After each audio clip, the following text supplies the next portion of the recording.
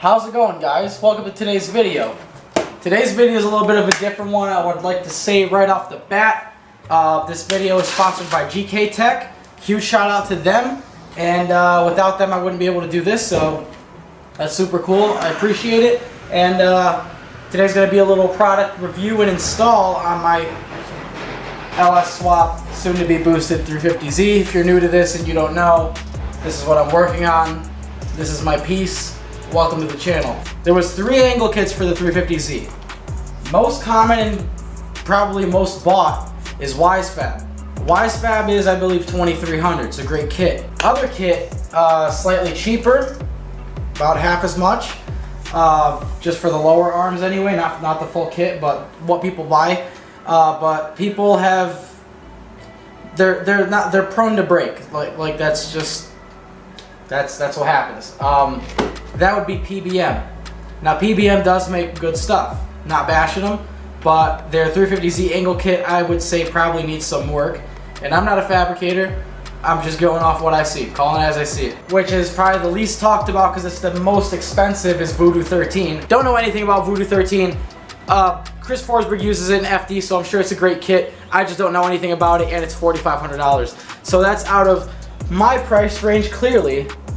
Very clearly. My turbo was $170, and now there is another company making kits that their price is comparable to PBM, but it's a vastly superior kit, and that's FDF Fab. Josiah, awesome dude. I've spoke with him before. They do amazing work. If you are looking for a big boy Pro-Am kit, or you just want a massive amount of angle, I think it runs from 1200 to 1800 or 1700. Don't quote me on that. But they have the Mantis kit and the Mega Mantis kit. Highly recommend that if you're looking for like insane angle.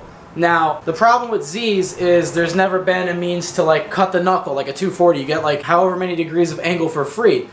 For our cars, we can never do that. In stock, they don't cut, like a stock S14 has more angle than a stock Z. Let alone cutting the knuckles and getting rack spacers, like that's all the angle you'll ever need. That brings us to this, which is GKTECH's new development, which basically, they're probably sitting there like, yeah, we make every S13 part in the world, every S14 part, we make R32, R33, R34. GKTECH makes everything for anything Japanese, I want to say. Basically, GKTECH is a company, an amazing company, that makes any and all type of drift / performance part you could ever need for any S chassis, Z chassis, R chassis, whatever. JDM, Nissans, GKTECH has you covered completely. And my channel, because like a lot of you probably, you know, I'm not rich. You guys probably aren't rich. I mean, maybe you are, good for you. I'm not. But this is the official Z33 G35 Angle Kit for under $300. And I'll get to the unboxing in a second, but right as I'm starting off this video, if you have an S chassis right now, list your automatic KA S13 on eBay coilovers for $4,500 because that's what they go for some reason, or trade for a Z or G. Because now we got this. We don't need no damn cut knuckles. We got aluminum knuckles. We can't be doing that. You just can't do it. But GKTECH, like I said, has us covered. Oh, we got a box in a box. GKTECH with that freaking quality, supplying us with that broke boy I want to have fun angle kit. This ain't no FD angle kit. This is for people who want to go out and thrash their Z's and have fun and just have that little bit more angle that makes it just that little bit more fun. So I don't know how to open this box. Oh, sweet. How did we do? We're always looking to improve and truly value your feedback. Are you happy with the item you've purchased? Did you like our website? Do you think we could have done something better? We want to know. That is a company that takes criticism, something I cannot do. I respect it. We have boots for something. There's instructions in the bottom.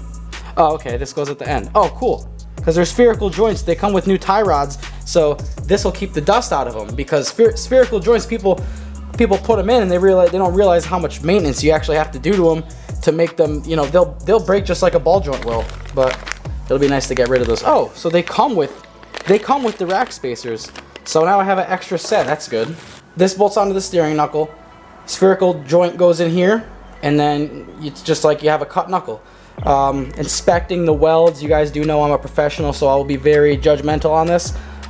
They're perfect, and I'll never be able to weld like this. So quality product, not some China stuff, and yet they still make it very affordable. So huge shout out to them on their part. So what we have here, I'm not going to explain this right now because I don't know how to do it. You know, that'd be unrealistic of me. But we have some things, all right, and then we have the bolts that go through that adapter. So let me read the instructions and I will get back to you guys in 2 seconds. So as for my current angle with just rack spacers, I'll go ahead and turn the wheel.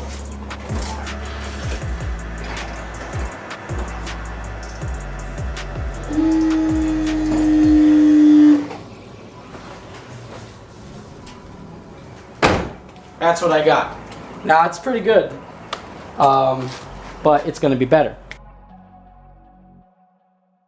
So basically what I would do first is loosen this nut that's locking your tie rod in, and then loosen this nut right here, and that will in turn let the tie rod drop out, and you should be able to spin it off, no problem, and you will replace it with the GKTECH spherical ball joint rod thingamabob space magic. So that's what I'm gonna do. And boom. There it goes. Now this might take a couple tries, you know, but just give it some wax. You're not gonna reuse this, so it doesn't matter. Okay, I guess it takes one. And once that's removed, you just throw it out of frame. Be careful not to hit anything expensive.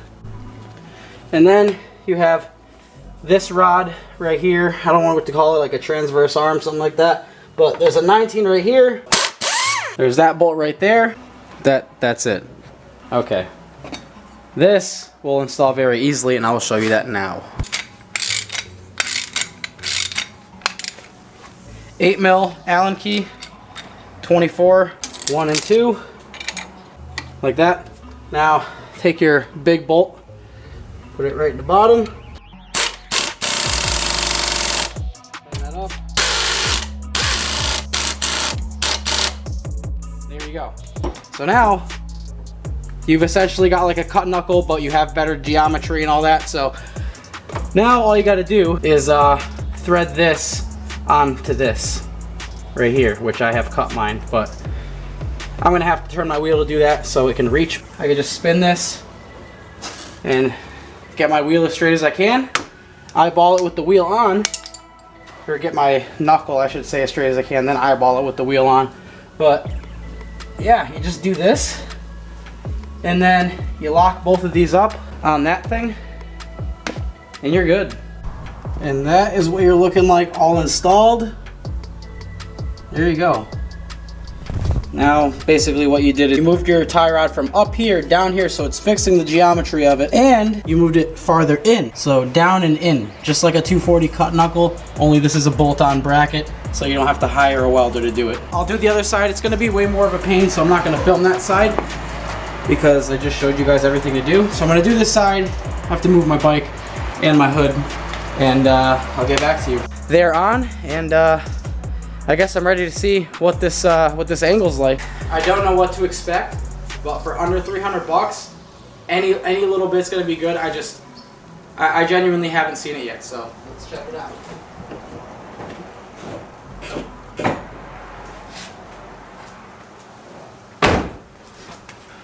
All right, that's a good amount more. Jeez, what am I hitting? I know I'm hitting something. I can get more angle out of this. I see exactly where I'm stopping.